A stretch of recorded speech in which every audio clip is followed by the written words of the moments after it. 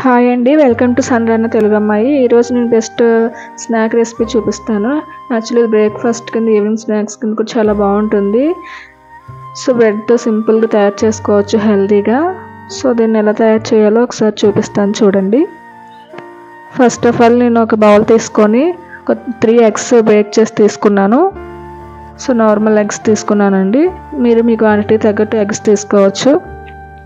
So ఇదే ప్లేస్లో eggs ఇష్టం లేని వాళ్ళు నార్మల్గా మైదా కూడా యూస్ చేసి మీరు చేసుకోవచ్చు, కానీ ఎగ్స్ అయితే కొంచెం హెల్తీ అనమాట.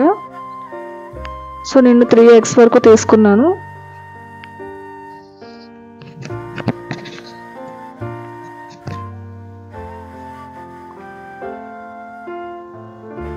సో ఎగ్స్ అనేది మనం కొంచెం తక్కువ తీసుకున్నా పర్లేదండి. లేదంటే మీకు ఇంకా హెల్తీగా తీసుకోవాలి, ఇంకా ఎక్కువ ప్రోటీన్ కావాలనుకుంటే ఇంకా 1 ఎగ్ ఎక్స్ట్రా అయినా తీసుకోవచ్చు.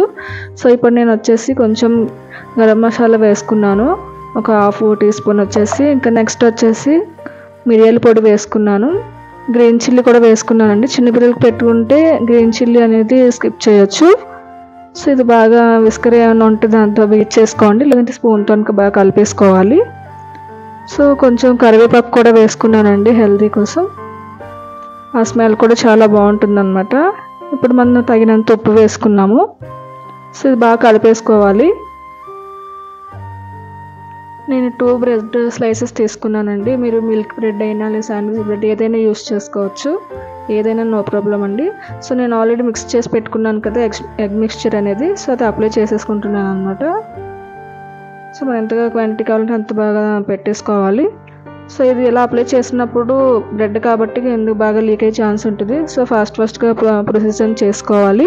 సో నెక్స్ట్ నేను వెజిటేబుల్స్ కట్ చేసి పెట్టుకున్నానండి, క్యాప్సికమ్, టమాటో, ఆనియన్ అనమాట. ఇదే ప్లేస్లో మీరు ఇంకా వెజిటేబుల్స్ ఏవైనా కూడా యాడ్ చేసుకోవచ్చు. ఇంకా ఎమ్మీ కోసం నేను చెప్పేసి మోజరెల్లా చీజ్ ఉంటుంది కదండి, ఆ చీజ్ నేను యూస్ చేస్తున్నాను. మీరు ఇదే ప్లేస్లో స్లైస్ చీజెస్ ఉంటాయి కదా, అవి కూడా యూస్ చేసుకోవచ్చు. సో నెక్స్ట్ వచ్చేసి వేరే బ్రెడ్ కూడా ఎగ్ మిక్స్చర్ అనేది అప్లై చేసుకొని దాని మీద ఇలా పెట్టేసుకోవాలండి. సో మనకి అందులో ఉన్న వెజిటేబుల్స్ అవన్నీ బయటకు పోకుండా ఉంటుంది అనమాట అలా పెట్టడం వల్ల. సో మనం తినేటప్పుడు కూడా చాలా బాగుంటుంది. సో మనం ప్యాన్ హీట్ చేసుకొని చిన్న ఆయిల్ వేసుకోండి, ఆయిల్ కానీ నెయ్యి కానీ వేసుకోవచ్చు, బటర్ వేసుకుని బాగానే ఉంటుంది.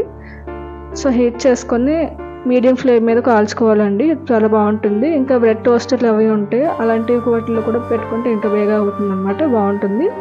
సో చూసారు కదండి, ఇలా గోల్డెన్ బ్రౌన్ కలర్ వచ్చింది కదా. సో ఇప్పుడు అలా క్రంచిగా బాగుంటుంది అనమాట, లోపల చీజ్ అనేది బాగా మెల్ట్ అవుతూ ఉంటుంది. సో మీరు ఇదే ప్లేస్లో వెజిటేబుల్స్ అనేది మీరు బాగా ఫ్రై చేసి కూడా వేసుకోవచ్చు, కాకపోతే ఫ్రై అనేది కొంచెం ఆయిల్ ఎక్కువ పడుతుంది. సో మనం ఫ్రై కాకుండా ఇలా పెట్టుకోవడం తినడం వల్ల హెల్తీగా ఉంటుంది అనమాట. సో చూసారు కదండి, నాకైతే రెడీ అయిపోయింది సింపుల్ ప్రాసెస్లో మార్నింగ్ బ్రేక్ఫాస్ట్ అనేది రెడీ అయిపోతుంది హెల్తీగా. సో మీరు కూడా ట్రై చేసి మీ పిల్లలకి పెట్టండి, చాలా ఇష్టంగా తింటారు. సో ఇలాంటి వీడియోస్ కోసం నా ఛానల్లో అయితే సబ్స్క్రైబ్ చేయండి, లైక్ చేసి షేర్ చేయండి. Thanks for watching.